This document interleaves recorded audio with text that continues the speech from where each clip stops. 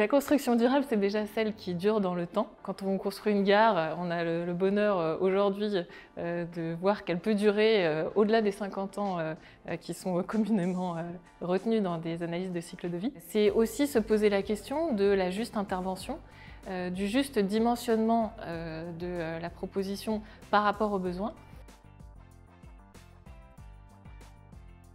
AREP intervient souvent dans de l'existant, justement pour requalifier un lieu par rapport à des usages qui évoluent.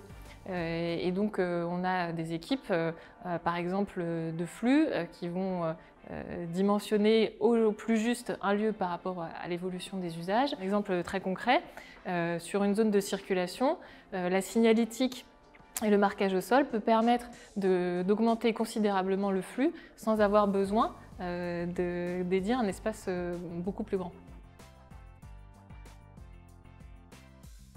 Une fois qu'on a décidé d'une intervention, on va chercher tous les moyens de la rendre la plus vertueuse possible. Donc le réemploi est évidemment une solution à fort impact. Il s'agit d'identifier quel est ce gisement et de proposer des réponses adaptées. L'objectif qu'on se donne aussi, c'est de pouvoir adresser un gisement plus massif encore, qui est celui issu de SNCF Réseau et de toutes les interventions qu'ils peuvent faire sur les infrastructures, typiquement des traverses en bois, des rails.